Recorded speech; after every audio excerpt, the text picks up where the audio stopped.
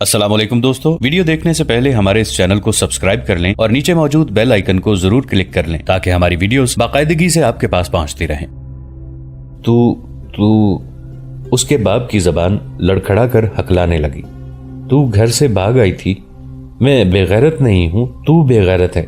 جو باپ اپنی جوان بیٹی کے سامنے بیٹی کی عمر کی لڑکیوں کے ساتھ بے حیائی کی حرکتیں کرتا ہے، اپنی بیٹی جیسی لڑکیوں کو نچاتا اور شراب کے نشے میں بدمست ہو کر اس کے ساتھ بیٹی کے سامنے دست درازی کرتا ہے، ایسے باپ کی بیٹی غیرت والی نہیں بن سکتی، وہ بھی رقاصہ یا طوائف بنتی ہے۔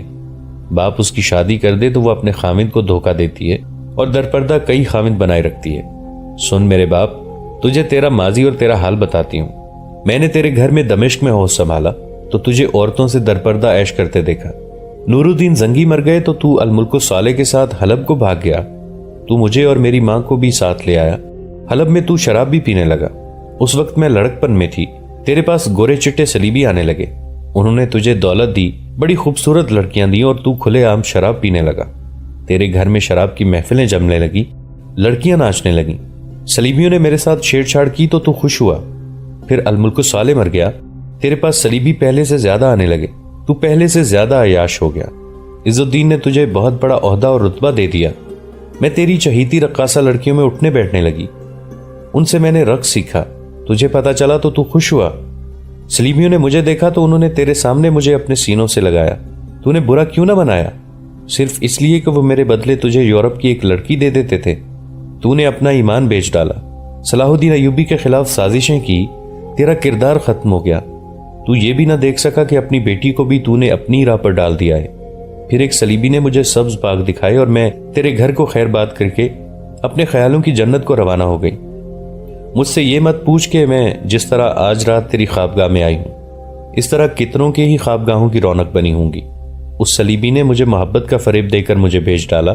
میں تیرے جیسے بے شمار دولت مندوں کی تفریح کا ذریعہ بن کر بیروت پہنچی، جہاں مجھے شاہی رقاصہ کی حیثیت سے رکھ لیا گیا۔ آج اپنا باپ میری عصمت کا گاہک ہے۔ ایلچی نے اپنا سر ہاتھوں میں تھام لیا تھا، اس کا جسم کانپ رہا تھا۔ آج تو اپنے ایمان کی قیمت وصول کرنے آیا ہے، سارا نے حقارت آمیز لہجے میں کہا۔ تو فلسطین اور قبلہ اول کا سودا کرنے آیا ہے، اپنی بیٹی کی قیمت دینے آیا ہے۔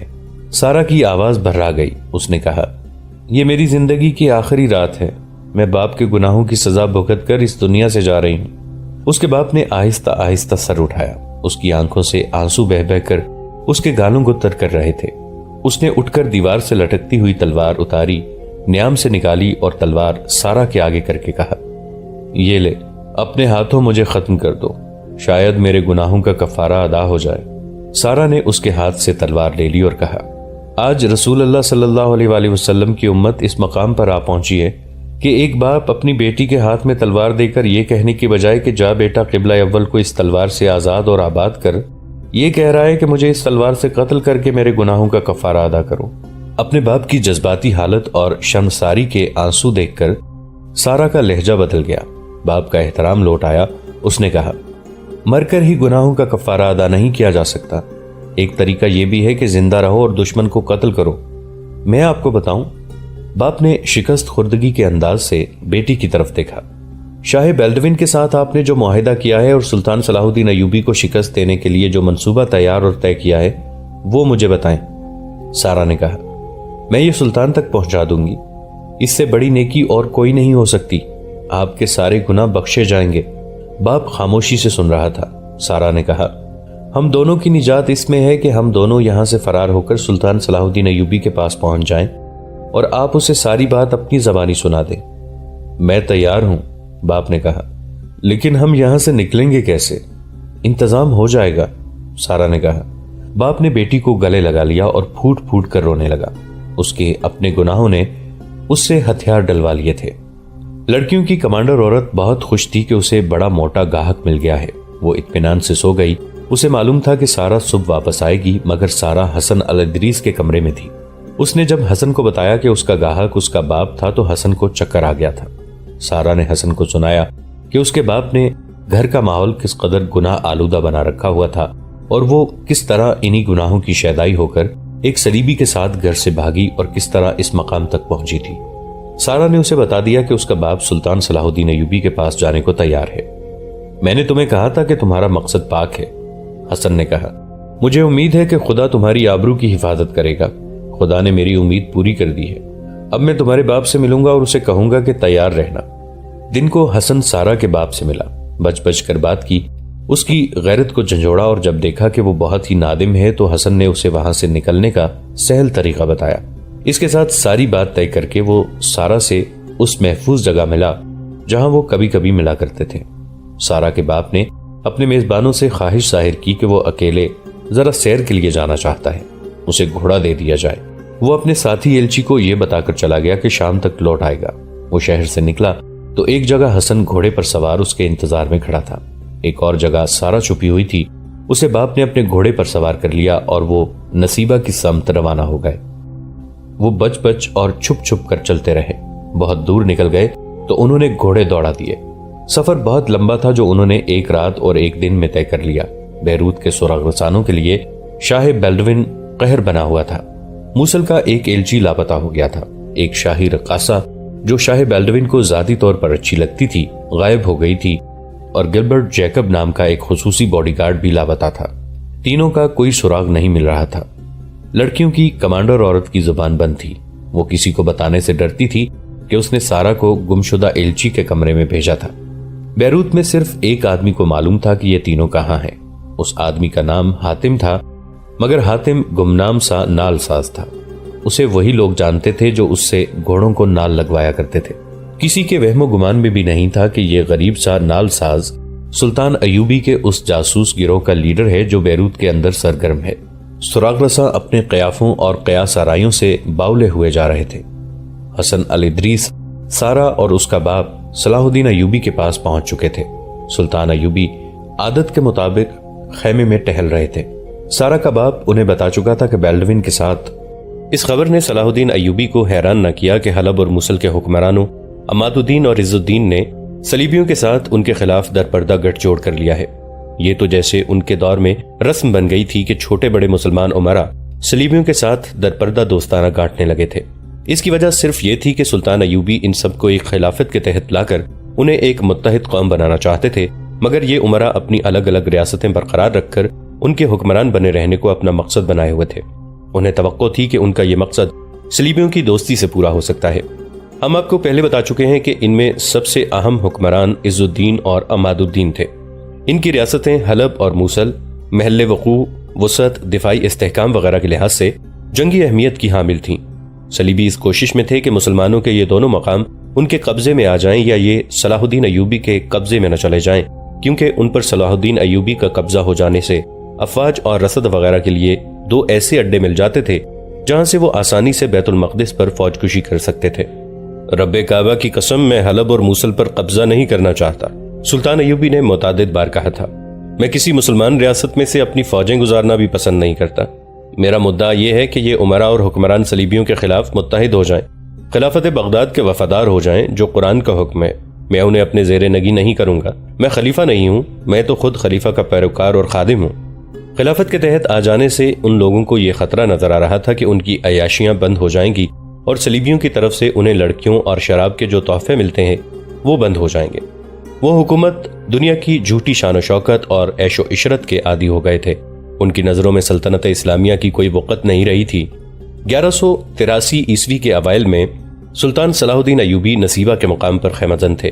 یہاں سے انہیں بیت المقدس کی طرف پیش قدمی کرنی تھی، مگر انہیں مسلمان امراء کی نیت میں فتور نظر آ رہا تھا۔ وہ اب یہ معلوم کرنے کی کوشش کر رہے تھے کہ حلب اور موصل کے والیان کی درپردہ سرگرمیاں کیا ہیں اور صلیبی کیا منصوبہ بنا رہے ہیں۔ انہیں اپنے جاسوس حسن الادریس نے بیروت سے آ کر پوری اطلاع دے دی۔ اس جاسوس نے دوسرا کارنامہ یہ کر دکھایا کہ عز الدین کے ایک فوجی مشیر اور اس کی بیٹی کو، جو گھر سے بھاگ کر بیروت میں صلیبیوں کے پاس رقاصہ تھی، اپنے ساتھ لے آیا۔ حسن الادریس سلطان ایوبی کے پاس آیا اور بتایا کہ عز الدین نے بیروت 2 ایلچی صلیبیوں کے پاس جنگی امداد کے لیے بھیجے ہیں۔ سلطان ایوبی اس اطلاع پر حیران نہ ہوئے، البتہ یہ اطلاع ان کے لیے اہم تھی۔ انہوں نے اسی وقت سالاروں کو بلا لیا اور نقشہ سامنے رکھ کر انہیں بتایا کہ صلیبیوں کا منصوبہ کیا ہے۔ عز الدین کا جو ایلچی بیروت صلیبیوں سے مدد لینے گیا تھا اس کا نام احتشام الدین تھا۔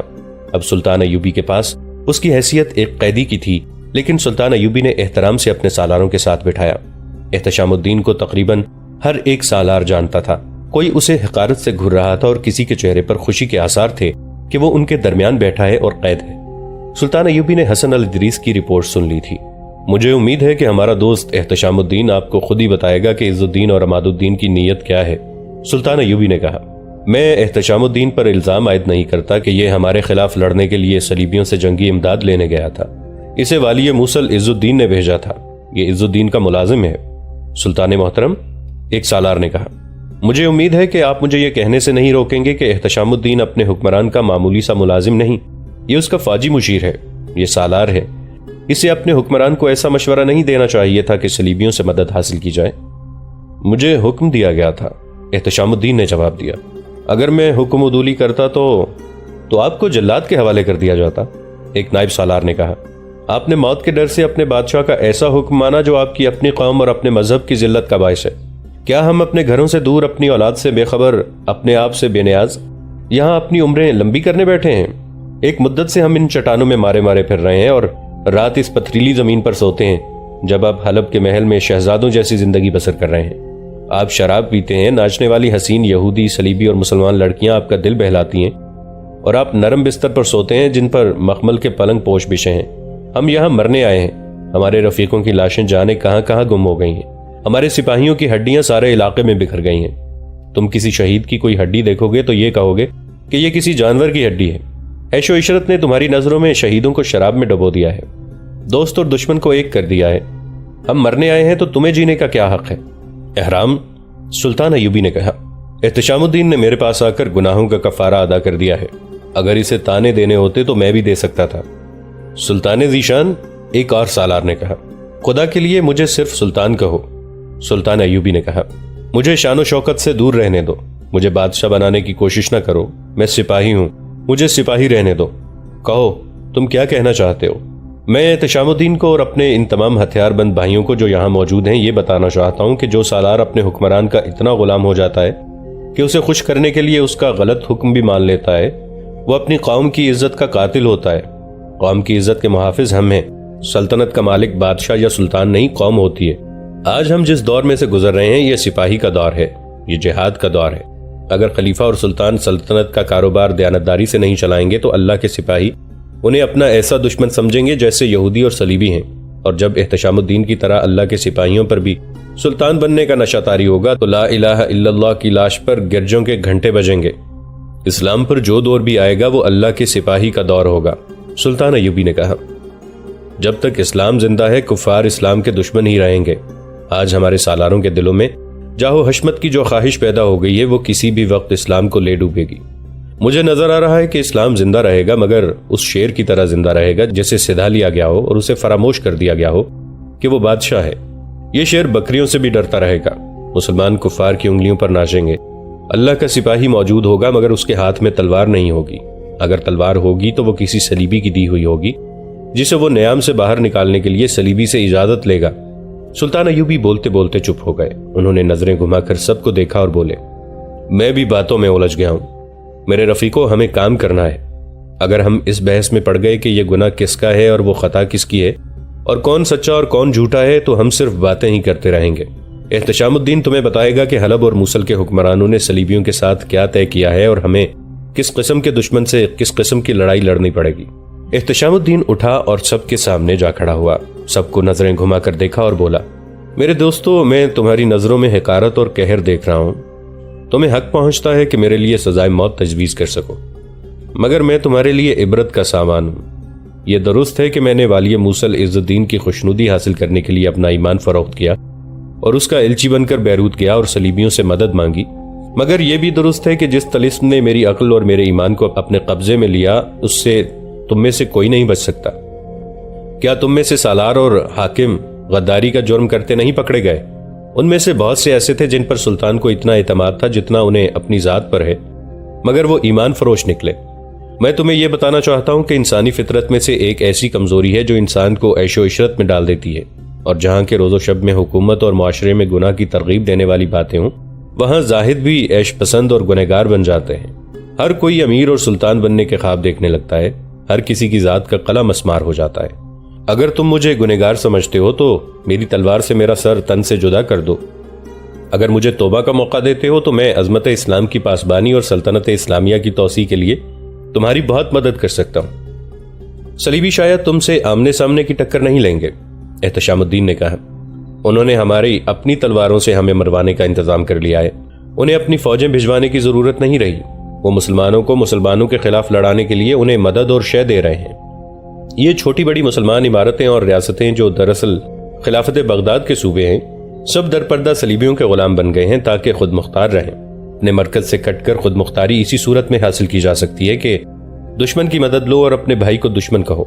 خانہ جنگی میں صرف ایک فریق سچا اور محب وطن ہوتا ہے، دوسرا فریق دشمن کا دوست ہوتا ہے۔ دشمن اسے خلوص سے مدد نہیں دیتا بلکہ اپنے فائدے اور اپنے عزائم کی تسکین کے لیے مدد دیتا ہے۔ صلیبی ہمارے مخالف دھڑے کو مدد دے رہے ہیں۔ اس کی صورت یہ ہے کہ وہ موصل کو اپنے چھاپہ مار دستوں کا اڈا بنا رہے ہیں۔ وہ کچھ عرصے تک چھاپوں اور شبخونوں کی جنگ لڑیں گے۔ رفتہ رفتہ وہ حلب کو اور دیگر تمام مسلمان ریاستوں کو اپنے اڈے بنا لیں گے جو آپ کے خلاف استعمال ہوں گے۔ میں جب بیروت میں تھا تو مجھے پتا چلا تھا کہ صلیبی موصل سے کچھ دور پہاڑی علاقے میں بے شمار اسلحہ اور سامان چھپا کر رکھیں گے۔ اس میں آتش گیر مادہ بہت زیادہ ہوگا، اسے وہ اپنے چھاپہ ماروں کے لیے استعمال کریں گے اور بعد میں کھلی جنگ میں بھی۔ وہ کھلی جنگ اسی صورت میں لڑیں گے جب بہت سی مسلمان عمارتوں میں مستحکم ہو چکے ہوں گے۔ میں ابھی یہ معلوم نہیں کر سکا کہ وہ اسلحہ اور آتش گیر مادہ کس مقام پر رکھیں گے، یہ معلوم کرنا آپ کے جاسوسوں کا کام ہے۔ سلطان ایوبی نے سالاروں کو بھیج دیا سوائے حسن بن عبداللہ کے جو جاسوسی اور سراغ رسانی کے محکمے کا سربراہ تھا، اور سالار سارم مصری کو بھی سلطان ایوبی نے اپنے پاس روک لیا۔ یہ چھاپہ مار دستوں کا سالار تھا۔ میرا قیاس صحیح نکلا، سلطان ایوبی نے ان دونوں سے کہا۔ مجھے معلوم تھا کہ صلیبی موصل اور حلب کو درپردہ طریقوں سے اپنے اڈے بنانے کی کوشش کریں گے اور ہمارے مسلمان بھائی ان کے ساتھ پورا تعاون کریں گے۔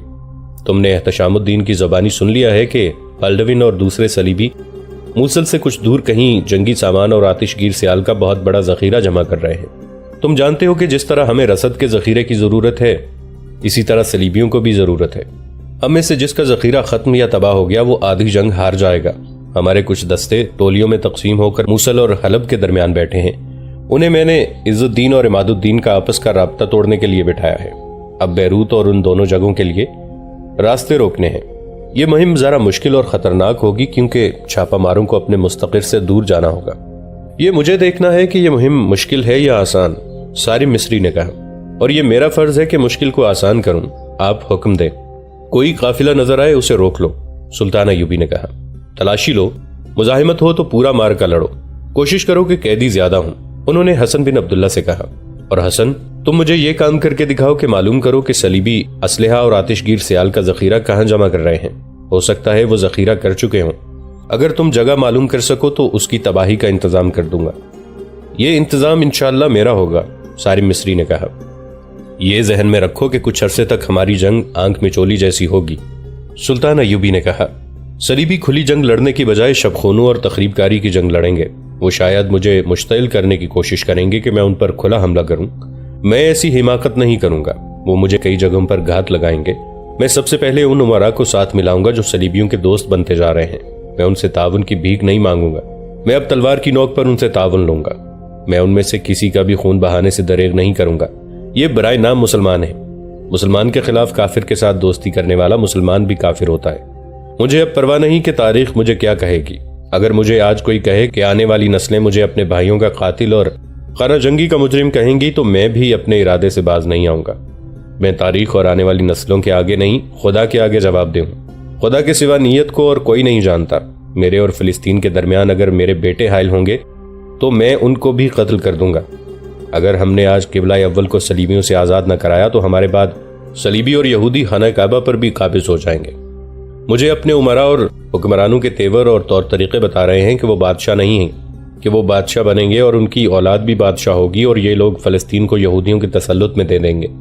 تلوار کے سوا میرے پاس اب کوئی علاج نہیں رہا۔ ہم آپ کے حکم کے منتظر ہیں، سارم مصری نے کہا۔ اگر آپ میری رائے لیں تو میں یہی کہوں گا کہ مرکز سے خود مختاری یا نیم خود مختاری مانگنے والوں کو غداری کی سزا ملنی چاہیے، اور میں انہیں سزا دوں گا، سلطان ایوبی نے کہا۔ سلطان صلاح الدین ایوبی نے سارم مصری اور حسن بن عبداللہ کو جنگی نوعیت کی ہدایات دے کر رخصت کر دیا۔ وہ دونوں چلے گئے تو سلطان ایوبی ایک اور مسئلے پر غور کرنے لگے۔ انہوں نے جب بیروت سے محاصرہ اٹھایا تھا اور وہ نصیبہ کے مقام پر خیمہ زن ہو گئے تھے، اس سے کچھ عرصے پہلے انہیں بحر قلزم کے مشرقی علاقے کے متعلق یہ اطلاع ملی تھیں کہ صلیبی فوجی دستے اس علاقے میں قافلوں کو لوٹ لیتے ہیں۔ صلیبی صرف مسلمان قافلوں کو لوٹتے تھے، مال و دولت کے علاوہ اونٹ اور گھوڑے لے جاتے تھے اور کم سن اور نوجوان لڑکیوں کو بھی اٹھا لے جاتے تھے۔ زیادہ تر رہزنی ان دنوں ہوتی تھی جن دنوں مصر کے حاجیوں کے قافلے جاتے اور آتے تھے۔ ان ڈاکوؤں کو فوجی پیمانے پر ہی روکا جا سکتا تھا، لیکن سلطان ایوبی کے پاس اتنی فوج نہیں تھی۔ اس کے علاوہ ان کے دماغ پر فلسطین اور وہ مسلمان امرا سوار تھے جو صلیبیوں کے ساتھ درپردہ صلح اور مدد کے معاہدے کر رہے تھے، اس لیے سلطان ایوبی ادھر توجہ نہیں دے سکے تھے۔ ہم آپ کو بتا چکے ہیں کہ بیروت کے محاصرے میں سلطان ایوبی نے بحری بیڑے بھی استعمال کیے تھے جن کا امیر البحر حسام الدین لولو تھا۔ محاصرہ ابتدا میں ہی ناکام ہو گیا تو سلطان ایوبی نے حسام الدین کو پیغام بھیجا تھا کہ وہ بیڑا سکندریہ لے جائے۔ اس کے فوراً بعد قاہرہ سے سلطان ایوبی کو پیغام ملا کہ صلیبیوں نے قافلے کو لوٹنا باقاعدہ پیشہ بنا لیا ہے اور اب کوئی قافلہ منزل تک پہنچتا ہی نہیں۔ سلطان ایوبی نے قاہرہ کو جواب دینے کی بجائے سکندریہ امیر البحر حسام الدین کو حکم بھیجا کہ وہ اپنے بیڑے کے اس حصے کی جا کر کمان لے لے جو بحرہ قلزم میں ہے۔ سلطان ایوبی کا حکم یہ تھا، بحرہ قلزم میں تمہارا مقابلہ دشمن کے بحری بیڑے سے نہیں ہوگا، بلکہ تم خشکی پر گھات لگا کر ان ڈاکوؤں کو پکڑو گے جو مسلمانوں کے قافلوں کو لوٹتے ہیں۔ مجھے بتایا گیا ہے کہ یہ ڈاکو صلیبی فوجی ہیں جو باقاعدہ منصوبے اور اوپر والوں کے احکام کے تحت لوٹ مار کر رہے ہیں۔ یہ صحرا میں نہیں رہتے، سمندر کے کنارے رہتے ہیں۔ تم فوج کا ایک دستہ منتخب کر کے ساتھ لے جاؤ اور سمندر میں گھومتے پھرتے رہو۔ جہاں تمہیں ڈاکوؤں کا شبہ ہو وہاں سپاہیوں کو کشتیوں سے اتار کر خشکی پر بھیجو اور ڈاکوؤں کا خاتمہ کرو۔ میرے اگلے حکم تک تم قلزم میں ہی رہو گے۔ حسام الدین حکم ملتے ہی بحرہ قلزم میں چلا گیا۔ اس دور میں بحر روم اور قلزم کو ملانے کے لیے نہر سیویز نہیں تھی۔ بحر قلزم میں سلطان ایوبی نے چند ایک جنگی جہاز اور کشتیاں رکھی ہوئی تھیں۔ اگر آپ مشرق وسطیٰ کا نقشہ دیکھیں تو آپ کو بحر قلزم اور اس کے اوپر خلیج سویز نظر آئے گی۔ اس سمندر کے مغربی کنارے پر مصر اور مشرقی کنارے پر سعودی عرب ہے۔ شمال میں صحرائے سینائی اور خلیج عقبہ ہے۔ بعض قافلے جو مصر سے حج کے لیے آتے تھے وہ اونٹوں اور گھوڑوں سمیت کشتیوں کے ذریعے خلیج سویز عبور کرتے تھے۔ اکثر قافلے خشکی پر ہی رہ جاتے تھے اور بحر قلزم کے ساتھ ساتھ سفر کرتے تھے کیونکہ سمندر کے قریب گرمی میں کمی رہتی تھی۔ حسام الدین نے وہاں جاتے ہی ساحل کے ساتھ ساتھ خشکی پر چھاپے مارنے شروع کر دیے اور چند ایک ڈاکوؤں کو پکڑ کر وہیں قتل کر دیا، لیکن ان میں سے صلیبی افواج کا کوئی ایک بھی سپاہی نہ ملا۔ حسام الدین کو ایک روز اطلاع ملی کہ مصر سے ایک بہت بڑا قافلہ حجاز کے لیے روانہ ہو گیا ہے۔ اس وقت قافلے کو صحرائے عرب میں ہونا چاہیے تھا۔ حسام الدین نے 3-4 سپاہیوں کو خانہ بدوشوں کے لباس میں گشت کے لیے بھیجا، مگر انہیں کہیں قافلہ نظر نہ آیا۔ یہ ایک بدقسمت قافلہ تھا جو ساحل سے دور دور جا رہا تھا۔ ایک رات قافلے نے ایک جگہ قیام کیا۔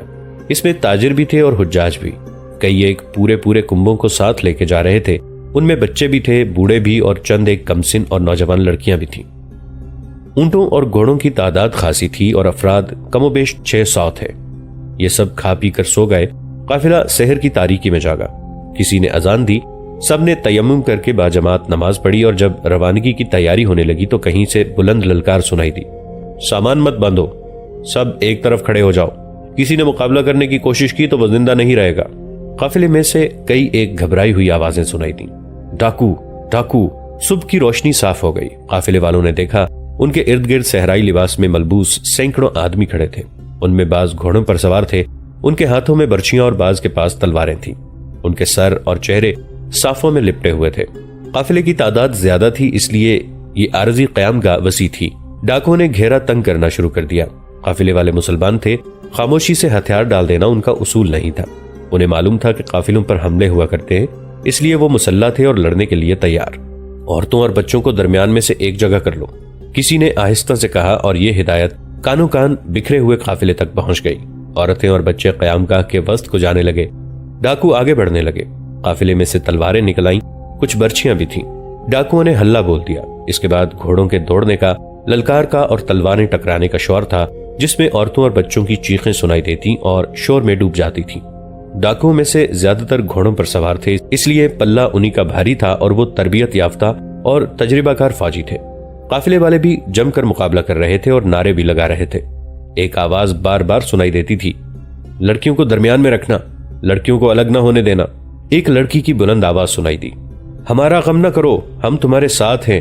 قافلے والوں کو اگر گھوڑوں پر سوار ہونے کا موقع مل جاتا تو وہ زیادہ بہتر طریقے سے لڑ سکتے، مگر ان کے گھوڑے ابھی زینوں کے بغیر بندھے ہوئے تھے۔ وہ صلیبیوں کے گھوڑوں تلے روندے جا رہے تھے، ان میں سے بعض گر بھی رہے تھے۔ زیادہ تر نقصان قافلے والوں کا ہو رہا تھا۔ اس کی وجہ یہ بھی تھی کہ وہ عورتوں اور بچوں کو اپنے حصار میں لیے ہوئے تھے، وہ گھوم پھر کر نہیں لڑ سکتے تھے۔ مارکا پھیلتا بھی جا رہا تھا۔ قافلے میں 7-8 جوان لڑکیاں بھی تھیں، ان میں سکندریہ کی رہنے والی ایک رقاصہ بھی تھی جس کا نام رادی تھا۔ وہ اپنے پیشے سے اسی عمر میں متنفر ہو گئی اور حج کے لیے جا رہی تھی۔ اس کے ساتھ وہ آدمی تھا جس سے اسے محبت ہو گئی تھی، وہ اسی کے سہارے اپنے آقاؤں سے بھاگ آئی تھی۔ انہوں نے ابھی شادی نہیں کی تھی، دونوں نے فیصلہ کیا تھا کہ وہ مکہ معظمہ جا کر شادی اور پھر حج کریں گے۔ رادی رقاصہ تھی، اس لیے اس کا جسم پھرتیلا تھا۔ کچھ دیر تک وہ اس آدمی کے ساتھ رہی جس کے ساتھ وہ حج کو جا رہی تھی۔ اس آدمی کے پاس تلوار نہیں تھی جو اس زمانے میں لوگ لباس کا حصہ سمجھ کر اپنے ساتھ رکھتے تھے، اس کی بجائے اس کے پاس خنجر تھا۔ اس نے رادی کو اپنے ساتھ رکھا اور اس کا چہرہ اور سر اس طرح کپڑے میں لپیٹ دیا کہ پتہ نہ چلے کہ یہ لڑکی ہے۔ اس آدمی نے ایک ڈاکو کو جو گھوڑے پر سوار نہیں تھا پیچھے سے پیٹھ پر خنجر مارا۔ خنجر اتنا گہرا اترا کہ فوراً باہر نہ نکل سکا۔ ڈاکو نے گھوم کر اس آدمی کے پہلو میں برچھی کی طرح تلوار گھونپ دی، پھر دونوں گر پڑے۔ اس ڈاکو کی پیٹھ کے ساتھ تیروں سے بھری ہوئی ترکش بندھی ہوئی تھی اور اس کے کندھے اور گردن میں بھی کمان لٹک رہی تھی۔ رادی نے اس کی کمان اور ترکش اتار لی۔ یہ تینوں قیام گاہ کے کنارے پر تھے، قریب ہی کچھ سامان پڑا تھا جس میں خیمے بھی تھے۔ رادی سامان اور خیموں کے ڈھیر کے پیچھے چھپ گئی۔ صلیبی ڈاکوؤں کے گھوڑے دوڑتے ہوئے اس کے سامنے سے گزرتے تھے۔ رادی کی کمان سے تیر نکلتا اور گھڑ سوار اوندا ہو جاتا۔ اس طرح اس نے کچھ سواروں کو گرا لیا اور ان کے بعض تیر گھوڑوں کو لگے جو بے قابو ہو کر اور زیادہ تباہی مچانے لگے۔ رادی کو کوئی بھی نہ دیکھ سکا، مگر اس نے ایک سوار پر تیر چلایا جو سوار کی بجائے گھوڑے کی گردن میں اتر گیا۔ گھوڑا بے قابو ہو کر گھوما اور دور کا چکر کاٹ کر سامان اور خیمے کے اسی ڈھیر پر آ گیا جس میں رادی چھپی ہوئی تھی۔ گھوڑا سامان کے ساتھ ٹکرایا اور ڈھیر پر گر پڑا۔ سوار دور جا پڑا، ڈھیر سے ایک چیخ سنائی دی۔ گھوڑا رادی کے اوپر گرا تھا لیکن وہ ابھی مرا نہیں تھا، اس کی گردن میں تیر اترا ہوا تھا۔ وہ فوراً اٹھا اور اندھا دھند بھاگ گیا۔ سوار اٹھا تو اسے لپٹے ہوئے خیموں میں ایک سر نظر آیا جو کسی عورت کا تھا۔ سوار نے خیمے ہٹا کر دیکھا، اسے ایک بڑی ہی خوبصورت لڑکی نظر آئی۔ وہ اٹھنے کے قابل نہیں تھی اور وہ بے ہوش بھی نہیں تھی۔ صلیبی نے اسے اٹھایا تو وہ کراہنے لگی۔ 2 روز بعد حسام الدین ایک بحری جہاز میں اپنے کیبن میں بیٹھا ہوا تھا۔ دروازے پر دستک ہوئی۔ بڑی فوج کے دستے کا کمانڈر دروازہ کھول کر اندر آیا۔ اس کے ساتھ ایک آدمی تھا جس کا چہرہ اترا ہوا اور لاش کی طرح سفید تھا۔ صلیبی ڈاکوؤں نے بہت بڑے قافلے کو لوٹ لیا ہے، دستے کے کمانڈر نے حسام الدین سے کہا۔ یہ آدمی ان کی قید سے بھاگ کر آیا ہے، باقی اس سے سن لیں۔ اس آدمی نے تفصیل سے بتایا کہ قافلے پر کس طرح حملہ ہوا تھا۔ ہم نے بہت مقابلہ کیا لیکن ہمارے گھوڑے زینوں کے بغیر ابھی بندھے ہوئے تھے، ورنہ ہم گھڑ سواروں کو کامیاب نہ ہونے دیتے۔ قافلے کے تھوڑے سے آدمی زندہ ہیں جو ڈاکوؤں کے قبضے میں ہیں۔ میرا خیال ہے کہ اب تک انہیں قتل کیا جا چکا ہوگا۔ میں بھی انہی قیدیوں میں سے تھا۔ ہم تو مرد تھے۔ شرمناک صورت یہ پیدا ہو گئی کہ 5 جوان لڑکیاں اور 10-12 کمسن لڑکیاں ان کے قبضے میں ہیں۔ قافلے میں بڑا قیمتی سامان تھا، نقدی ہر ایک کے پاس تھی۔ 90 گھوڑے اور تقریباً 150 اونٹ ہیں۔ وہ اب کہاں ہے؟ وہاں ڈراؤنے سے سیدھے کھڑے ٹیلے ہیں، اس نے جواب دیا۔ ٹیلوں میں ڈاکوؤں نے کمروں جیسے غار بنا رکھے ہیں، ان کے پاس پانی کا ذخیرہ ہے۔ معلوم ہوتا ہے یہ ان کا مستقل اڈا ہے۔ ویرانے میں ہوتے ہوئے یہ جگہ ویران نہیں لگتی۔ اس نے جو جگہ بتائی وہ سمندر سے 20 میل دور تھی۔ اس نے کہا، کچھ ڈاکو بھی ہماری تلواروں اور برچھیوں سے مرے ہیں لیکن زیادہ نقصان ہمارا ہوا ہے۔ ہم جو زندہ رہ گئے انہیں وہ اپنے ساتھ لے آئے۔ شام تک وہ ہمارے تمام اونٹ، گھوڑے اور سامان وغیرہ اٹھا کر ٹیلوں والے اڈے پر لے آئے۔ رات کو انہوں نے شراب پی اور ہمارا سامان کھول کھول کر دیکھنے لگے۔ ان کا ایک سردار بھی ہے، لڑکیاں اس کے حوالے کر دی گئی تھیں۔ میں نے پھر لڑکیوں کو نہیں دیکھا۔ وہ ہم سے سامان اٹھوا کر ایک وسیع غار میں رکھوا رہے تھے۔ بہت سی مشعلیں جل رہی تھیں۔ میرے زیادہ تر ساتھی زخمی تھے۔ میں نے انہیں بتایا کہ میں بھاگنے کی کوشش کرتا ہوں۔ ان میں سے کسی نے بتایا کہ اگر خیریت سے نکل جاؤ تو سمندر تک پہنچنے کی کوشش کرنا، وہاں اپنی فوج کی گشتی کشتی مل جائے گی، اس میں اپنے عسکری ہوں گے، انہیں بتانا کہ ہم پر کیا مصیبت آئی ہے۔ مجھے یاد آ گیا کہ ہم مصر کی سرحد سے نکل رہے تھے تو وہاں اپنے عسکری تھے۔ انہوں نے ہمیں بتایا تھا کہ راستے میں مشکل پیش آ جائے تو ساحل پر چلے جانا، وہاں سے تمہیں فوج کی مدد مل جائے گی۔ ڈاکو شراب میں بدمست سوئے جا رہے تھے، ہم سامان اٹھا کر غار میں رکھ رہے تھے۔ مجھے اندھیرے میں بھاگنے کا موقع مل گیا۔ उन टीलों में से निकलने का रास्ता नहीं मिलता था। 2 बार मैं घूम फिर कर वहीं पहुंच गया जहां से भागा था। मैंने अल्लाह को याद किया और कुरान की जो आयात याद थी वो पढ़ने लगा और आधी रात के बाद टीलों की घाटियों से निकल आया। समंदर की सिमत का ख्याल न रहा। मैं अंधाधुंध चलता गया और सुबह होने तक इतनी दूर आ गया जहां डाकू नहीं देख सकते थे। सारा दिन अल्लाह को याद करता रहा। बार बार पानी का एक छोटा सा मशकीज़ा था, थोड़ी सी खजूरें भी थीं, उन्होंने मुझे जिंदा रखा। थकन से चला न गया तो दोपहर के वक्त एक रेतले टीले के दामन में गिर पड़ा। टीले के साए में नींद आ गई। सूरज गुरूब हुआ तो आंख खुली, सितारे रोशन हुए तो सिमत का अंदाजा हुआ। बहुत देर बाद हवा में समुंदर की बू महसूस होने लगी। मैं हवा की सिमत चलता गया और शायद सहर का वक्त था जब मैं साहिल पर आ गया और जिस्म ने जवाब दे दिया। मैं गिरा और जाने बेहोश हो गया या किसी ने मुझे जगाया। सूरज बहुत ऊपर आ गया था। मुझे जगाने वाला कोई अस्करी था। साहिल के साथ मुझे एक कश्ती नजर आई, उसमें भी अस्करी थे। वो सब मेरे पास आए। मैंने उन्हें यही किस्सा सुनाया जो आपको सुना रहा हूँ। उन्होंने मुझे कश्ती में बिठा लिया और खिलाया पिलाया और मुझे यहाँ ले आए। यहाँ इन कमांडर के हवाले कर दिया। ये मुझे आपके पास ले आए हैं। हमारी रहनुमाई के लिए तुम हमारे साथ चलोगे। हसामुद्दीन ने उसे कहा, लेकिन तुम्हारी हालत ऐसी बुरी है कि हमारे साथ नहीं चल सकोगे। थकन ने तुम्हें लाश बना दिया है। मैं फौरन आपके साथ चलने को तैयार हूँ, उस आदमी ने कहा। मैं आराम किस तरह कर सकता हूँ जब मुसलमान लड़कियां ईसाइयों के कब्जे में हैं।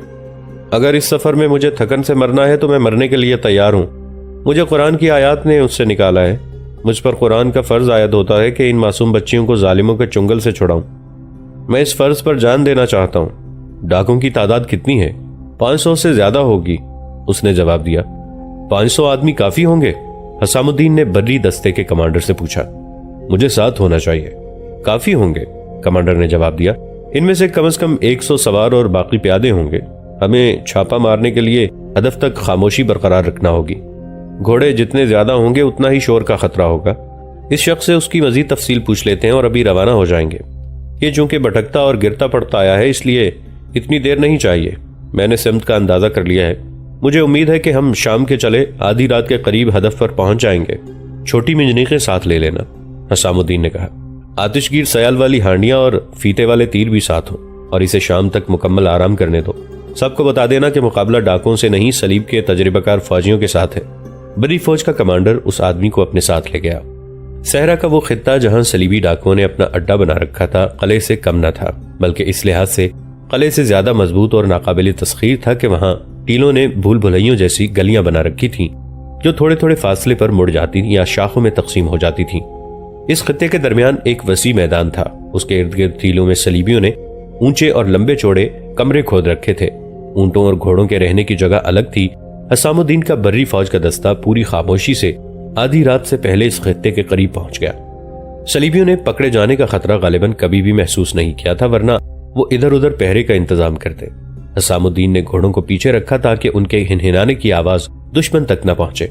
दस्ते का कमांडर 4 सिपाहियों को साथ लेकर टीलों की एक गली में चला गया। घूमता मुड़ता बहुत आगे गया तो उसे घोड़ों की हल्की हल्की आवाजें सुनाई देने लगी। वो घोड़ों की इन रात की आवाजों से वाकिफ था। एक जगह वो एक बुलंद टीले पर चढ़ गया। वो शबखून का माहिर था और उसे छुपे हुए हदफ पर पहुंचने का तजर्बा था। वो टीले के ऊपर गया। ऊपर चौड़ाई थी, वहां से उसे उतरना पड़ा। फिर एक और बुलंदी पर चढ़ा। उसे आदमियों की आवाजें सुनाई देने लगीं जो हुल्लड़बाजी की तरह थीं। वहां से भी उसे उतरना पड़ा। वो एक गली में जा रहा था कि करीब ही उसे किसी के बोलने की आवाज सुनाई दी। उसने अपने सिपाहियों को इशारा किया और सब अपने हथियार तानकर टीले के साथ हो गए। आगे मोड़ था। 2 आदमी बातें करते मोड़ मुड़े। वो शराब पिए हुए थे जो उनके लहजे से जाहिर होता था। सिपाहियों से वो 4 कदम आगे गए तो पीछे से सिपाहियों ने तलवारें उनके पहलुओं से लगा दी। कमांडर ने उनकी जबान में, जो फलस्तीनी, अरबी और इब्रानी की आमेजिश थी, कहा कि आवाज निकाली तो मारे जाओगे। उन्हें वहां से दूर ले गए। उन्होंने जान के खौफ से बता दिया कि उनके साथी कहाँ हैं और उन तक कौन सा रास्ता जाता है। मुसलमान कमांडर उनमें से एक को अपने साथ बुलंदी पर ले गया जहां से वो मैदान नजर आता था जहां उसके साथी जश्न मना रहे थे। कमांडर ने ऊपर से देखा और वो हैरान रह गया। इस बेरहम सहरा में जो जहन्नुम से कम न था, उन सलीबियों ने जन्नत का मंजर बना रखा था। जहां मुसाफिर प्यासे मर जाते थे वहां ये लोग शराब पी रहे थे। उनमें से कुछ इधर उधर बेसुध पड़े थे, बाज टोलियों में बैठे गा रहे थे या हुल्लड़बाजी में मसरूफ थे। एक जगह एक लड़की नाच रही थी। मशलें इस तरह जल रही थी कि उनके डंडे मूदी टीले में गाड़े हुए थे। बहुत से अंदर हैं, सलीबी कैदी ने कमांडर को बताया। वो शराब में बेहोश पड़े होंगे। ऐसा जश्न सिर्फ उस वक्त मनाया जाता है जब कोई बहुत बड़ा काफिला लूटा जाता है। 3-4 रातें जश्न मनाया जाता है। तादाद कितनी है? 600 के करीब होगी, उसने जवाब दिया। कमांडर, एक नाइट है, वो इस वक्त लड़कियों के दरमियान बदमस्त पड़ा होगा। कमांडर ने बुलंदी से मैदान का जायजा लिया। उसे मशालों की रोशनी में जो कुछ नजर आ रहा था वो उसने देख लिया। जो नजर नहीं आता था वो उसे सलीबी कैदी ने बता दिया, और वो ऐसे रास्ते मालूम कर रहा था जिनकी नाकाबंदी की जा सके। उसने अपने कैदी को साथ लिया और वहां से उतर आया। दूसरे कैदी और अपने सिपाहियों को भी साथ लेकर वो हसामुद्दीन के पास गया और उसे बताया कि किस किस्म की कार्रवाई करनी है। मैदान में मशालों की रोशनी में हुल्लड़बाजी करने वाले सलीबियों की तादाद कम हो गई थी। अब इनमें से चंद एक ही जाग रहे थे। हसामुद्दीन ने कहा कि ज्यादा से ज्यादा डाकुओं को जिंदा बाहर लाना। कमांडर ने इस पर एतराज किया और कहा, मैं इनसे इंतकाम लेना चाहता हूं। मैं इनकी लाशें यहीं गलने सड़ने के लिए और सहराई लोमड़ियों के लिए पड़ी रहने दूंगा। आप इन्हें जिंदा कैदी बनाकर इनके हुक्मरानों के साथ कोई सौदा करना चाहते हैं? नहीं, हसामुद्दीन ने कहा, मुझे भी इंतकाम लेना है। मुझे उन मुसलमान कैदियों के खून का इंतकाम लेना है जिन्हें सलीब के एक जंगजू बादशाह ने अकरा में ले जाकर कत्ल किया था। जंगी कैदियों को कत्ल नहीं किया जाता, मगर अरनात ने हमारे तमाम कैदियों को पहले भूखा रखा, उनसे मुशक्कत कराई, फिर उन्हें कतार में खड़ा करके कत्ल किया था। इस वाक़े को 7 साल गुजर गए हैं। मैं इसे सारी उम्र नहीं भूल सकता। आज इंतकाम का मौका मिला है। मैं नहीं सुनना चाहता कि ये सलीबी डाकू हमारे साथ लड़ते हुए मारे गए। उन्हें जिंदा लाओ, लेकिन मैं उन्हें जिंदा नहीं रहने दूंगा। मैं उन्हें उसी तरह कत्ल करूंगा जिस तरह सलीबियों ने हमारे कैदी कत्ल किए थे। हसामुद्दीन के सिपाही 3 रास्तों से मैदान में दाखिल हुए। उन्होंने जलती हुई मशालों से अपनी मशालें जला लीं। जो सलीबी जाग रहे थे उन्होंने नशे की हालत में गालियां दी। वो लड़ने की हालत में नहीं थे। हमलावर सिपाहियों ने उन्हें जिंदा पकड़ने की बजाय तलवारों से खत्म कर दिया। जो सोए हुए थे वो शोरो गुल से जाग उठे। बेशतर इसके कि वो समझ पाते कि ये क्या हो रहा है, वो बर्चियों की अन्नियों पर धर लिए गए। उन्हें हथियार उठाने की मोहलत न मिली। गारनुमा कमरों में से चंद एक बर्चियां और तलवारें लेकर निकले, मगर कुछ मारे गए। बाकी हथियार फेंककर अलग खड़े हो गए। उनका नाइट इस हालत में मदहोश पड़ा था कि उसके जिस्म पर कोई कपड़ा न था। वो गालियां बकने लगा। मुसलमान सिपाहियों को वो अपने सिपाही समझ रहा था। उसके कमरे से 3 मुसलमान लड़कियां बरामद हुई। दूसरे कमरों से भी चंद एक लड़कियां निकली। ये सब मुसलमान थीं। उनकी हालत बहुत बुरी थी। वो मुसलमान सिपाहियों को शायद डाकुओं का कोई दूसरा गिरोह समझ रही थीं, इसीलिए वो दहशत से दुबकी हुई थीं। जब उन्हें पता चला कि ये मुसलमान सिपाही हैं तो लड़कियां पागलों की सी हरकतें करने लगीं। वो रोती थीं और कभी सलीबियों को दांत पीस पीस कर गालियां देती और कभी मुसलमान सिपाहियों को कोसने लगती। उन्होंने उन्हें बेगैरत और बुज़दिल कहा और उनमें से बाज बार बार कहती थीं, अगर तुम मुसलमान हो तो इन काफिरों को कत्ल क्यों नहीं करते? क्या हम तुम्हारी बहनें और बेटियां नहीं? क्या हमारी इस्मतें तुम्हारी बेटियों की इस्मतों जैसी नहीं? उस वक्त हसामुद्दीन और बरी दस्ते का कमांडर कमरों की तलाशी ले रहे थे। अब कोई लड़ाई नहीं हो रही थी। सलीबियों को एक जगह बिठा दिया गया था। उनके गिर्द मुसल्ला सिपाही खड़े थे, जिनमें से बहुत से सिपाहियों ने कमानों में तीर डाल रखे थे। सुबह जब सलीबियों का नशा उतरा तो वो समुंदर के किनारे बैठे थे। लड़कियों को हसामुद्दीन ने अपने बहरी जहाज में रखा। कैदियों की तादाद कमोबेश 500 थी। बाकी मारे गए थे। उन्होंने टीलों के अंदर जो सामान और रकम जमा कर रखी थी वो कैदियों से उठवाकर साहिल पर ले आए। उन कैदियों के कमांडर से जो मालूमात हासिल हुई उनसे ये इंकशाफ हुआ कि ये एक मशहूर सलीबी बादशाह रेनाल्ड डी शायटन की फौज का दस्ता था। मुसलमान काफिलों को लूटने के लिए इतनी नफरी का एक दस्ता यहाँ मौजूद रहता था। कुछ अरसे बाद दूसरा दस्ता भेज दिया जाता था। सामान जो लूटा जाता था उसमें से कुछ हिस्सा सिपाहियों को मिलता और बाकी सब अपने बादशाह को भेज दिया जाता। ऊंट और घोड़े भी सरकारी मिल्कियत में चले जाते। लड़कियों के मुतालिक ये अहकाम थे कि कमसिन बच्चियां जो गैर मामूली तौर पर खूबसूरत होती थीं वो सलीबियों के हेडक्वार्टरों में भेज दी जाती थीं, जहां उन्हें ट्रेनिंग देकर जवानी की उम्र में जासूसी और तखरीबकारी के लिए मुसलमानों के इलाकों में भेजा जाता था। जवान लड़कियों में कोई बहुत ही खूबसूरत हो तो उसे भी हेडक्वार्टरों के हवाले कर दिया जाता था। बाकी लड़कियों को ये सलीबी सिपाही और कमांडर अपने पास रख लेते थे। इस काफिले के साथ भी बच्चियां होंगी? हसामुद्दीन ने पूछा। 12-14 थीं, सलीबी कमांडर ने बताया। सिर्फ एक भेजी गई है और बाकी कत्ल हो चुकी हैं।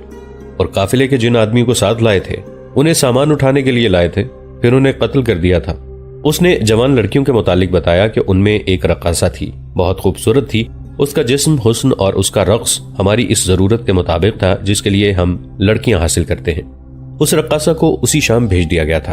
फौरन भेजने की वजह यह बताई थी कि ऐसी कीमती और दिलकश लड़की का सिपाहियों में रखना खतरनाक होता है। کوئی بھی سپاہی اسے آزادی کا جھانسا دے کر بھگا لے جا سکتا ہے۔ انہوں نے اس قافلے کو قتل کیا ہے جو حج کو جا رہا تھا، حسام الدین نے کمانڈر سے کہا۔ قافلہ حجاز تک نہ پہنچ سکا۔ ان بد نصیبوں کے بجائے میں ان کے قاتلوں کو حجاز بھیجوں گا اور وہاں انہیں قتل کراؤں گا۔ حسام الدین تمام قیدیوں کو اس جگہ لے گیا جہاں انہوں نے قافلے کو لوٹا اور قتل عام کیا تھا۔ وہاں لومڑیوں، بھیڑیوں اور گیدڑوں کی کھائی ہوئی لاشیں بکھری ہوئی تھیں۔ حسام الدین نے قیدیوں سے قبریں کھدوائیں، ان سب کی نماز جنازہ پڑھائی اور سب کو دفن کر دیا۔ اس نے قاہرہ سے حکم لیے بغیر ان تمام قیدیوں کو ایک ہی بحری جہاز میں ٹھونسا اور جدہ کی طرف لے گیا۔ وہاں انہیں اتارا اور اس پیغام کے ساتھ حجاز روانہ کر دیا کہ انہیں منا کے میدان میں قتل کر دیا جائے۔ پیغام میں اس نے تفصیل سے لکھا کہ ان کا جرم کیا ہے۔ یورپی مورخوں نے صلیبی سپاہیوں اور ان کے کمانڈر کے قتل کو بہت چھالا اور غلط رنگ میں پیش کیا ہے۔ انہوں نے جنگی قیدی کہا ہے، لیکن یہ نہیں بتایا کہ وہ کون سی جنگ کے قیدی تھے۔ وہ کسی قلعے میں نہیں تھے۔ مسلمان مورخوں نے اصل واقعہ لکھا ہے۔ ان کی تحریروں سے یہ ثابت ہوتا ہے کہ یہ امیر البحر حسام الدین لولو کا فیصلہ تھا، جس سے سلطان صلاح الدین ایوبی بالکل بے خبر تھے۔ اس صلیبی ڈاکو دستے کے کمانڈر نے جس رقاصہ کے متعلق بتایا تھا کہ اسے اسی شام یہاں سے بھیج دیا گیا تھا، وہ رادی تھی۔ اس کے کہنے کے مطابق اسے اتنی جلدی اس لیے بھیج دیا گیا تھا کہ گھوڑے کے نیچے آ کر اس کی حالت اچھی نہیں تھی۔ کمانڈر نے اس ڈر سے اسے بھیج دیا تھا کہ اس پر یہ الزام عائد نہ ہو سکے کہ اس رقاصہ کو اس کے تشدد نے اس حالت تک پہنچایا ہے۔ یہ کمانڈر جس وقت حسام الدین کو اپنا بیان دے رہا تھا، اس وقت رقاصہ رادی 4 صلیبی سپاہیوں کے ساتھ وہاں سے بہت دور پہنچ چکی تھی۔ وہ گھوڑے پر سوار تھی۔ اس کی حالت بہت بہتر ہو گئی تھی۔ راستے میں اس نے سپاہیوں سے کئی بار کہا تھا کہ وہ اسے قاہرہ لے چلیں، جہاں وہ انہیں بے شمار رقم دے گی، مگر سپاہی نہ مانے۔ آخر ایک سپاہی نے اسے کہا، تم دیکھ رہی ہو کہ ہم تمہیں شہزادیوں کی طرح ساتھ لے جا رہے ہیں۔ تم اتنی زیادہ خوبصورت ہو اور تمہارے جسم میں ایسا جادو ہے کہ جسے اشارہ کرو وہ تمہارے قدموں میں جان دے دے گا، لیکن ہم تمہارے جسم سے 4 قدم دور رہتے ہیں۔ وجہ یہ ہے کہ تم ہمارے پاس امانت ہو، اور یہ امانت ہمارے بادشاہ کی ہے جو سلیب کا بادشاہ ہے۔ اگر تمہارا کہا مان لیں یا تمہیں اپنی ملکیت سمجھ لیں تو ہمیں نہ بادشاہ بخشے گا نہ سلیب۔ ہماری منزل کہاں ہے؟ رادی نے پوچھا۔ بہت دور، اسے جواب ملا۔ سفر کٹھن ہے اور لمبا بھی۔ ایک خطرہ یہ بھی ہے کہ ہمیں اس علاقے میں سے گزرنا پڑے گا جو مسلمانوں کے قبضے میں ہے۔ رادی کو یہ 4 صلیبی واقعی شہزادیوں کی طرح لے جا رہے تھے۔ تم کسی بڑے حاکم کی بیٹی معلوم ہوتی ہو یا کسی دولت مند تاجر کی بیٹی؟ تم اپنے خاندان کے ساتھ حج کو جا رہی تھی؟ ایک صلیبی نے پوچھا۔ تمہیں کسی نے بتایا نہیں کہ میں رقاصہ ہوں؟ رادی نے جواب دیا۔ میرا کوئی باپ نہیں، کوئی بھائی نہیں۔ میری ماں اسماعیلیہ میں مشہور رقاصہ اور مغنیہ ہے۔ مجھے بالکل علم نہیں کہ میں اس کے کس چاہنے والے کی بیٹی ہوں۔ ماں نے بچپن میں ہی مجھے رقص کی تربیت دینی شروع کر دی تھی۔ مجھے رقص اور گانا اچھا لگتا تھا۔ میں 16-17 سال کی ہوئی تو ماں نے مجھے ایک بہت امیر آدمی کے گھر بھیجا۔ وہ بوڑھا آدمی تھا، شراب پیے ہوئے تھا۔ بوڑھے نے مجھے کہا کہ وہ میری محبت میں دیوانہ ہوا جا رہا ہے۔ مجھے اس بوڑھے سے نفرت ہو گئی۔ مجھے یہ احساس ہوا کہ میرا باپ نہیں ہے۔ اس بوڑھے کو دیکھ کر مجھے اپنے باپ کا خیال آ گیا تھا۔ اس بڈھے نے مجھے اپنے پاس بٹھا کر ایسی ذلیل حرکتیں کی کہ مجھے پتا چل گیا کہ یہ میرا باپ نہیں، نہ اس کے دل میں میری محبت ہے، یہ میرا گاہک ہے۔ میں وہاں سے اکیلی بھاگ گئی۔ ماں کو بتایا تو اس نے مجھے سمجھایا کہ یہ ہمارا پیشہ ہے، پھر بھی میں نہ مانی۔ ماں نے مجھے مارا پیٹا۔ میں نے کہا کہ میں ناچوں گی، گاؤں گی، لیکن کسی کے گھر نہیں جاؤں گی۔ ماں نے میری شرط مان لی۔ جن کے پاس دولت تھی وہ ہمارے گھر آنے لگے۔ میں چونکہ کسی کے گھر نہیں جاتی تھی اس لیے میری قیمت چڑھ گئی۔ 3 سال گزر گئے اور اس دوران میرے دل میں یہ آرزو پیدا ہوئی کہ کوئی میرے حسن اور میرے رقص کی بجائے میرے ساتھ محبت کرے، جس میں عیاشی اور بدماشی کا دخل نہ ہو۔ آخر ایک آدمی مجھے مل گیا۔ وہ 2 بار میرے ہاں آیا۔ وہ مجھے اچھا لگتا تھا، مجھ سے 7-8 سال بڑا تھا۔ میری اور اس کی ملاقاتیں باہر ہونے لگیں۔ میں بگی میں سیر کے بہانے چلی جاتی اور وہاں وہ موجود ہوتا۔ وہ تو شہزادہ تھا، شراب پیتا تھا۔ میں نے ایک شام اسے کہا کہ شراب چھوڑ دو۔ اس نے قسم کھا کر کہا کہ وہ اس کے بعد شراب نہیں پیے گا۔ اس نے وعدہ پورا کر دکھایا۔ ایک روز اس نے مجھے کہا کہ ناچنا چھوڑ دو۔ میں نے قسم کھائی کہ میں اس پیشے پر لعنت بھیجوں گی، لیکن جب تک اس کے گھر میں ہوں یہ ممکن نہیں۔ اس نے کہا کہ میں عیاش باپ کا عیاش بیٹا ہوں۔ میرے باپ کے حرم میں تم سے چھوٹی عمر کی لڑکیاں بھی موجود ہیں۔ میں اس گھر میں رہ کر نیک نہیں بن سکتا۔ میں نے اسے کہا کہ میں ناچنے والی ماں کی ناچنے والی بیٹی ہوں۔ تمہیں اپنے باپ کی عیاشی خراب کر رہی ہے اور مجھے اپنی ماں کا پیشہ خراب کر رہا ہے۔ آؤ کہیں دور چلے چلیں اور میاں بیوی کی طرح پاک زندگی بسر کریں۔ وہ مان گیا۔ وہ مسلمان تھا، میرا کوئی مذہب نہیں۔ مجھے یہ معلوم نہیں کہ میرا باپ مسلمان تھا، یہودی تھا یا عیسائی۔ میں نے اسے کہا کہ مجھے مسلمان سمجھو اور بتاؤ کہ مذہب کیا ہے، مجھے محبت دو، مجھے پاک زندگی دو۔ اس نے بہت سوچا اور بولا کہ پاک ہونا ہے تو حجاز چلو۔ میں نے حجاز کی بہت باتیں سنی تھیں، مجھے ایسے گانے بہت پسند آتے تھے جن میں حجاز اور حجاز کے قافلوں کا ذکر ہوتا تھا۔ میں ایک گانا اکیلے میں گنگنایا کرتی تھی، چلے قافلے حجاز کے۔ اس نے حجاز کا نام لے کر میری آرزو کو شعلہ بنا دیا۔ میں نے اسے کہا کہ میں تیار ہوں، ہمت کرو، میری آرزو پوری کرو۔ اس نے پوچھا کہ تم جانتی ہو کہ میں تمہیں حجاز کیوں لے جا رہا ہوں؟ میں نے کہا کہ وہ بہت خوبصورت سرزمین ہے۔ اس نے کہا کہ صرف خوبصورت نہیں، وہ پاک سرزمین ہے، وہاں خانہ کعبہ ہے، وہاں آب زمزم ہے، اور وہاں جو جاتا ہے اس کی روح پاک ہو جاتی ہے۔ اس نے یہ بھی کہا کہ وہاں ہم حج کعبہ کریں گے اور پاک ہو کر شادی کریں گے، پھر وہیں رہیں گے۔ میں اس وقت کو نہیں بھول سکتی جب وہ میرے ساتھ یہ باتیں بچوں کی طرح کیا کرتا تھا، اور میں اس کی آنکھوں میں اتر کر اور اس کی روح میں سما گئی تھی۔ میری ذات فنا ہو گئی اور میرا وجود اس کے وجود میں تحلیل ہو گیا، اور میں نے اسے کہا تھا کہ کل چلنا ہے تو ابھی چلو۔ اس نے کہا قافلے جاتے رہتے ہیں، میں معلوم کر لوں گا۔ پھر ایک شام اس نے کہا کہ آج رات یہیں آ جانا، قافلہ روانہ ہو گیا ہے، ہم اس سے جا ملیں گے۔ میں نے اسے کہا کہ میں گھر چلی گئی تو رات کو کوئی نہیں آنے دے گا، ابھی لے چلو۔ وہ مجھے ساتھ لے گیا۔ میں نے بگی والے کو کچھ نہ بتایا۔ شام گہری ہو گئی، چھپ کر اس کے ساتھ چلی گئی۔ اس نے مجھے ایک کھنڈر میں چھپا دیا اور چلا گیا۔ وہ کچھ دیر بعد 2 گھوڑے لے کر آ گیا۔ وہ گھوڑے پر سوار تھا اور دوسرا گھوڑا خالی تھا، دونوں کے ساتھ پانی اور کھانے کا سامان بنا تھا۔ ہم اگلی شام قافلے سے جا ملے اور رات وہاں جا پہنچے جہاں تم نے میرے خواب میری محبت کے لہو میں غرق کر دیے۔ وہ مارا گیا، میں پکڑی گئی، حجاز کا قافلہ لوٹا گیا اور خانہ کعبہ سے دور ہی اللہ کے حضور چلا گیا۔ خدا نے میرے گناہ بخشے نہیں، میرے ماتھے کی قسمت میں کعبے کا سجدہ نہیں لکھا تھا۔ میرا وجود ناپاک تھا جو اللہ کو پسند نہیں تھا کہ اس کے کعبے تک پہنچے۔ تم مذہب میں پناہ لینا چاہتی ہو تو ہمارے مذہب کو قریب سے دیکھنا، ایک سپاہی نے کہا۔ تم نے میرا ایک پاک تصور ریزہ ریزہ کر دیا ہے، رادی نے کہا۔ کیا تمہارے مذہب نے یہ حکم دیا ہے جس کی تم نے تعمیل کی ہے؟ جو تصور لے کر نکلی تھی وہ ایسا بھیانک تو نہیں تھا۔ ہمارا مذہب نہیں، سپاہی نے کہا، یہ ان انسانوں کا حکم تھا جن کے ہم ملازم ہیں۔ تم سے تو میں اچھی ہوں جس کے قدموں میں شہزادے زر و جواہرات کے ساتھ اپنا سر بھی رکھتے ہیں، رادی نے کہا۔ مگر میں صحراؤں کی خاک چھاننے نکل آئی۔ حکم وہ مانو جو اپنی روح سے نکلے۔ میں اس کے مذہب کی مرید ہوں جس نے مجھے پاک محبت دی اور پاکیزہ تصور دیا۔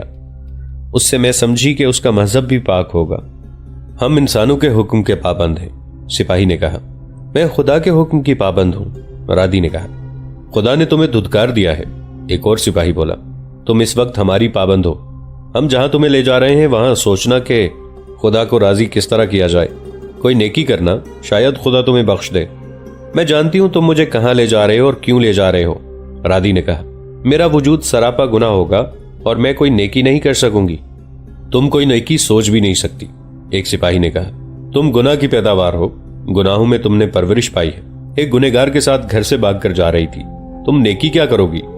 ان بے گناہوں کے خون کا انتقام لوں گی جنہیں تم نے قتل کیا ہے، رادی نے دانت پیس کر کہا۔ چاروں سپاہیوں نے بڑی زور سے قہقہہ لگایا اور ایک نے کہا، ہم پر تمہارا احترام فرض ہے، ہمیں حکم ہی ایسا ملا ہے ورنہ تم ایسے الفاظ دوبارہ زبان سے نہ نکالتی۔ رادی انہیں دیکھتی رہی اور اس کے دل میں نفرت گہری ہوتی گئی۔ موصل میں ایک درویش کی شہرت آنن فانن پھیل گئی۔ وہ ایک ضعیف العمر انسان تھا۔ لوگ کہتے تھے کہ وہ کسی خوش نصیب انسان کے ساتھ ہی بات کرتا ہے اور وہ جس کی بات کرتا ہے اس کی ہر مراد پوری ہو جاتی ہے۔ کسی نے اسے شہر کی دیواروں کے باہر ایک جھونپڑا دے دیا۔ اس کی کرامات سارے شہر میں مشہور ہو گئیں۔ لوگ اس کے جھونپڑے کے گرد ہجوم کیے رہتے۔ وہ ذرا سی دیر کے لیے باہر آتا، بازو اوپر کر کے لوگوں کو خاموش کرنے کا اشارہ کرتا، ہجوم پر خاموشی طاری ہو جاتی۔ وہ اشاروں میں انہیں تسلی دیتا اور جھونپڑے میں چلا جاتا۔ اس کے ساتھ 4-5 خوبرو آدمی تھے جن کے چہرے سفید اور گلابی تھے اور وہ سر سے پاؤں تک سبز لبادوں میں ملبوس تھے۔ پھر یہ مشہور ہو گیا کہ درویش موصل والوں کے لیے کوئی خوشخبری لایا ہے۔ شہر میں اجنبی سے کچھ لوگ نظر آتے تھے۔ وہ لوگوں کو درویش کے متعلق کچھ ایسی باتیں سناتے تھے جو ہر کسی کے دل میں اتر جاتی تھی۔ ہر کسی کو اپنی اپنی مرادیں پوری ہوتی نظر آتی تھی۔ چند دنوں میں ہی مشہور ہو گیا کہ درویش امام مہدی ہے۔ بعض اسے حضرت عیسیٰ علیہ السلام کہنے لگے۔ پھر ایک روز لوگوں نے دیکھا کہ درویش والی موصل عز الدین کی بگھی پر محل کو جا رہا تھا۔ عز الدین کے محافظوں نے اس کا استقبال کیا اور وہ محل میں چلا گیا۔ کئی گھنٹوں بعد وہاں سے نکلا اور شاہی بگھی پر چلا گیا۔ لوگ جب اس کے جھونپڑے کو گئے تو وہاں کوئی بھی نہیں تھا۔ درویش کو بگھی کہیں دور لے گئی تھی۔ شام کو بگھی واپس آئی، اس میں بگھی بان اور 2 محافظ تھے۔ लोगों ने बग्गी रोक ली और मुहाफिजों से पूछा कि दरवेश कहाँ चला गया है। हमें कुछ इल्म नहीं कि वो कहाँ है, एक मुहाफिज ने लोगों को बताया। उसने पहाड़ों के करीब बग्गी रुकवाई और हमें कहा कि तुम चले जाओ। हमने उसके साथ के एक आदमी से पूछा कि दरवेश कहाँ जा रहा है। उन्होंने बताया कि वो इन पहाड़ियों में से किसी चोटी पर बैठेगा, उसे उफक से एक निशानी नजर आएगी। दरवेश पहाड़ी की चोटी से उतर आएगा और वाली मूसल को बताएगा कि वो क्या करे। फिर मूसल की फौज जिधर जाएगी उधर पहाड़ उसे रास्ता देंगे। सहरा सरसब्ज हो जाएंगे, दुश्मन की फौजें अंधी हो जाएंगी और वाली मूसल जहां तक पहुंच सकेगा वहां तक उसकी हुक्मरानी होगी। सलाहुद्दीन अय्यूबी इज्जुद्दीन के आगे हथियार डाल देगा, सलीबी उसके गुलाम हो जाएंगे और मूसल के लोग आधी दुनिया के बादशाह होंगे, सोने चांदी में खेलेंगे। हमें यह मालूम नहीं कि वो कौन सी पहाड़ी की चोटी पर है।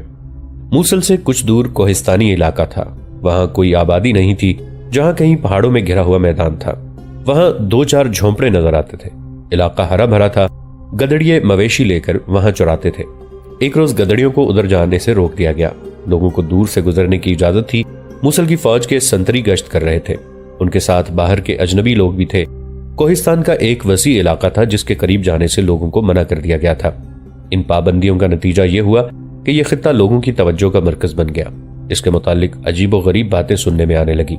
ये तो एक दिन में हर किसी की जबान पर चढ़ गया कि दरवेश को आसमान से एक निशानी नजर आएगी, फिर आधी दुनिया पर मूसल वालों की बादशाही होगी। सिर्फ एक 4 दीवारी थी जिसके अंदर 4 आदमी बैठे कुछ और किस्म की बातें कर रहे थे। उनमें से एक हसन अल इदरीस भी था। पिछली किसी किस्त में आप तफसील से जान चुके हैं कि हसन अल इदरीस सुल्तान अय्यूबी का जासूस था जो बैरूत से निहायत कीमती खबर लाया था और इस खबर के साथ वाली मूसल इज्जुद्दीन के एलची एहतशामुद्दीन और उसकी रक्कासा बेटी सायरा को भी सुल्तान अय्यूबी के पास ले आया था।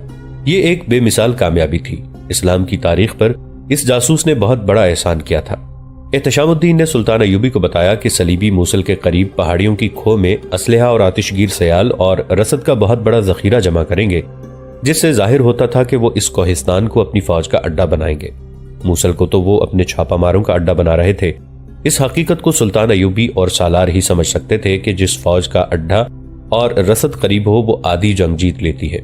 सलीबी फौज को यह तल्ख तजर्बा हो चुका था कि उन्होंने जब कभी पेशकदमी की या हमला किया, सुल्तान अय्यूबी के छापामारों ने अकब में जाकर उनकी रसद तबाह कर दी या रसद और फौज के दरमियान हाइल होकर रसद रोक ली।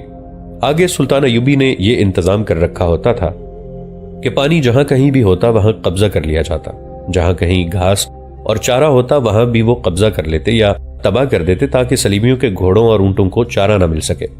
इसके अलावा वो बुलंदियों पर अपने तीर अंदाजों की टोलियां बिठा देते थे। हम आपको बता चुके हैं कि सुल्तान अय्यूबी ने अपनी इंटेलिजेंस के सरबराह हसन बिन अब्दुल्ला से कहा था कि वो मालूम करे कि सलीबी किस मुकाम पर जखीरा कर रहे हैं। उन्होंने छापामार दस्तों के सालार सारिम मेहदी से कहा था कि जब जखीरे का मुकाम मालूम हो जाए तो उसे तबाह करने की कोशिश की जाए। सुल्तान अय्यूबी की दूरबीन निगाहों ने देख लिया था कि सलीबी अब मुकम्मल तैयारी करके खुली जंग लड़ेंगे। इससे पहले वो सलीबी इलाकों पर हमला नहीं करना चाहते थे। उन्हें जब एहतशामुद्दीन की ज़बानी सलीबियों के अज़ाइम की इत्तला मिली तो उन्होंने ये मंसूबा बनाया कि सलीबियों को कहीं भी कदम न जमाने दिए जाएं। उन्होंने एक हुक्म यह दिया कि मालूम करो कि सलीबी कोहिस्तान में कहां जखीरा जमा कर रहे हैं, और दूसरा हुक्म यह दिया कि संजार की तरफ पेशकदमी करो और किले को मुहासरे में ले लो। संजार मूसल से कुछ दूर एक अहम किला और जंगी अहमियत का एक कस्बा था। इसका अमीर शरफुद्दीन बिन कुतुबुद्दीन था। संजार को अपने कब्जे में लेने का इक़दाम सुल्तान अय्यूबी के उस मंसूबे की कड़ी थी जिसके मुतालिक उन्होंने कहा था कि वो अब किसी से ताउन की भीख नहीं मांगेंगे बल्कि तलवार की नोक पर ताउन हासिल करेंगे। उन्हें मालूम था कि ये छोटे छोटे मुसलमान उमरा खुद मुख्तार हुक्मरान रहना चाहते हैं, इसलिए सलीबियों के साथ दरपर्दा मुआहदे कर रहे हैं। नजार के अमीर शरफुद्दीन के मुतालिक सुल्तान अय्यूबी को यकीन हो गया था कि वो वाली मूसल इज्जुद्दीन का दोस्त है और उसकी दोस्ती की बुनियाद यही है कि सुल्तान अय्यूबी के खिलाफ महाज मजबूत किया जाए। हसन बिन अब्दुल्ला ने अपने जासूसों का जायजा लिया। मूसल में उसके जासूस मौजूद थे, लेकिन वो महसूस कर रहा था कि किसी ज्यादा ज़हीन और जुर्रतमंद जासूस को उनके पास भेजा जाए, क्योंकि उसे ख्याल था कि सलीबियों का जखीरा मालूम करना मुश्किल काम हो सकता है। हसन अल इदरीस ने अपनी खिदमत पेश की। हसन बिन अब्दुल्ला उसे नहीं भेजना चाहता था क्योंकि वो लंबे अरसे तक बैरूत रहा था, इसलिए उसे पहचाना जा सकता था। हसन अल इदरीस भेस और अपना लबो लहजा बदलने का माहिर था। उसने हसन बिन अब्दुल्ला से कहा कि वो अगर बैरूत चला जाए तो ऐसा बहरूप धारेगा जो उसे पहचानते हैं वो भी नहीं पहचान सकेंगे। मूसल में तो उसे कोई भी नहीं जानता था। آخر اسی کو روانہ کرنے کا فیصلہ کیا گیا اور سلطان ایوبی نے خود اسے کچھ ہدایات دی۔ میرے عزیز دوست، سلطان ایوبی نے اپنا ہاتھ سینے پر رکھ کر حسن الادریس سے کہا، تاریخ میں نام سلطان ایوبی کا آئے گا۔ شکست کھاؤں گا تو تاریخ مجھے شرمسار کرے گی، اور فتح حاصل کر کے مروں گا تو لوگ میری قبر پر پھول چڑھائیں گے اور آنے والی نسلیں مجھے خراج تحسین پیش کریں گی۔ یہ بہت بڑی بے انصافی ہوگی۔ فتح کا صحرا تمہارے سر ہوگا، تمہارے ان ساتھیوں کے سر ہوگا جو دشمن کے اندر جا کر خبریں لاتے ہیں اور میری فتح کا باعث بنتے ہیں۔ خدا اس حقیقت کو دیکھ رہا ہے، تمہارے سر پر صحرا خدا اپنے ہاتھوں باندھے گا۔ میں شکست کھاؤں گا تو یہ میری اپنی غلطی ہوگی کہ میں نے تمہاری اطلاع کے مطابق عمل نہ کیا، اور میں فتح حاصل کروں گا تو یہ تمہاری فتح ہوگی، کیونکہ میری آنکھیں اور میرے کان تم ہو۔ میری روح تمہاری قبر پر پھول چڑھاتی رہے گی۔ عظیم تم ہو اور تمہارے جاسوس ساتھی، میری کوئی عظمت نہیں۔ میں پوری فوج لے کر سنجار جا رہا ہوں، تم اکیلے جا رہے ہو۔ میں جو فتح پوری فوج کے ساتھ حاصل کروں گا وہ تم اکیلے کر لو گے۔ جاؤ میرے دوست، خدا حافظ۔ جب حسن الادریس ایک غریب مسافر کے بھیس میں ایک اونٹ پر سوار ہو کر نصیبہ کی خیمہ گاہ سے نکلا، اس وقت سورج غروب ہو رہا تھا۔ وہ دور نکل گیا تو اسے بے شمار گھوڑوں کے ٹاپو سنائی دینے لگے۔ وہ رک گیا، اسے معلوم تھا کہ یہ گھوڑے کس کے ہیں۔ یہ صلاح الدین ایوبی سنجار کو محاصرے میں لینا چاہ رہے تھے۔ اس نے نصیبہ سے اپنا کیمپ اکھاڑا نہیں تھا، اپنا ہیڈ کوارٹر اور کچھ عملہ وہیں رہنے دیا، اور اپنے محفوظہ یعنی ریزرو ٹروپس کو بھی تیاری کی حالت میں نصیبہ چھوڑ گیا۔ تم یہاں یہ معلوم کرنے آئے ہو کہ صلیبی پہاڑوں میں اتنا ذخیرہ کہاں رکھیں گے؟ موصل کے جاسوسوں کے کمانڈر نے کہا۔ اور ہم یہاں یہ معلوم کرنے کی سوچ رہے ہیں کہ یہ درویش کون ہے جو انہی پہاڑوں میں کہیں جا چھپا ہے۔ کوئی اسے امام مہدی کہتا ہے اور کوئی عیسیٰ۔ اس نے حسن الادریس کو پوری تفصیل سے بتایا کہ اس درویش کو شہر میں اور ارد گرد کے علاقے میں کیسی شہرت حاصل ہوئی ہے۔ ان پہاڑوں کے قریب سے گزرنے کی بھی اجازت نہیں۔ کچھ تو اپنی فوج کے سنتری ہیں اور کچھ اجنبی سے آدمی ہیں جو کسی کو آگے جانے نہیں دیتے۔ درویش کسی پہاڑ کی چوٹی پہ بیٹھا ہے، اسے خدا آسمان سے کوئی اشارہ دے گا۔ رات کو لوگ اپنی چھتوں پر کھڑے آسمان کی طرف دیکھتے رہتے ہیں، کوئی ستارہ ٹوٹتا ہے تو وہ چلا اٹھتے ہیں، وہ رہا اشارہ۔ لوگ خدا اور رسول کو بھولتے جا رہے ہیں۔ یہ چاروں جاسوس تھے، انہیں خصوصی ٹریننگ دی گئی تھی جس میں یہ تعلیم بھی شامل تھی کہ توہم پرستی حرام ہے، اور خدا اور رسول صلی اللہ علیہ وآلہ وسلم کے بعد جو کچھ ہے وہ انسان خود ہے۔ جہاں موصل کے ہر باشندے کے دماغ پر یہ درویش غالب آ گیا تھا، وہاں یہ چار جاسوس درویش کی حقیقت معلوم کرنے کی فکر میں تھے۔ میرے دوستو، میری بات ہنسی میں نہ ٹال دو تو کہوں، حسن الادریس نے کہا۔ جہاں درویش ہے وہاں صلیبیوں کا ذخیرہ ہے، اور یہ کوئی معمولی ذخیرہ ہوتا تو اس علاقے کو لوگوں کے لیے ممنوع قرار دے کر درویش کا ڈھونگ نہ رچایا جاتا۔ تم جانتے ہو کہ اتنے وسیع علاقے کے ارد گرد پوری فوج کا پہرا کھڑا کر دو تو بھی کوئی نہ کوئی اندر چلا ہی جاتا ہے، لیکن صرف یہ کہہ دینا کہ یہاں خدا کا بھیجا ہوا ایک درویش بیٹھا ہے اور وہ نہیں چاہتا کہ اس علاقے میں کوئی آئے تو کوئی ادھر دیکھنے کی جرت بھی نہیں کرتا۔ یہ اعلان میں کہا گیا ہے کہ جس نے اس علاقے میں جانے کی اور درویش کو دیکھنے کی کوشش کی تو وہ کوڑی ہو جائے گا اور اس کے بچے اندھے ہو جائیں گے۔ حسن الادریس کے ایک اور ساتھی نے کہا، تم نے یہ بتا کر کہ صلیبی وہاں کچھ رکھیں گے ہمارا آدھا مسئلہ حل کر دیا ہے۔ اب ہمیں کیا کرنا ہے؟ صرف یہ معلوم کرنا ہے کہ درویش صلیبیوں کا کوئی ڈھونگ ہے، یا یہ معلوم کرنا ہے کہ انہوں نے وہاں کیا ذخیرہ کیا ہے؟ درویش کو ذخیرے کے ساتھ تباہ کرنا ہے، حسن الادریس نے کہا، اور لوگوں کو اس وہم سے بچانا ہے جو ان پر طاری کر دیا گیا ہے۔ جاسوسوں کے کمانڈر نے کہا، صلیبیوں کی عقل کی تعریف کرو، وہ اس جگہ ایک درویش کو بٹھا کر اپنے ذخیرے کو لوگوں کی نظروں سے دور رکھنا چاہتے ہیں۔ اس کے ساتھ ہی وہ موصل کی فوج اور لوگوں کو والی موصل کو بھی خدا کے اشارے کا جھانسا دے کر جنگی تیاریوں سے باز رکھنا چاہتے ہیں۔ اس وقت حالت یہ ہے کہ فوج بھی اور لوگ بھی خدا کے اس اشارے کے انتظار میں بیٹھ گئے ہیں جو درویش کو ملے گا۔ دوستو، آج کے لیے اتنا ہی۔ اسی کہانی کی اگلی قسط کے ساتھ بہت جلد حاضر ہوں گے۔ نیچے کامنٹ سیکشن میں اپنی رائے کا اظہار ضرور کیجیے گا۔ ہمارے اس چینل کو سبسکرائب کر کے نیچے موجود بیل آئیکن کو بھی ضرور کلک کیجیے گا۔ اگلی ملاقات تک کے لیے ہمارا اور آپ کا اللہ نگہبان۔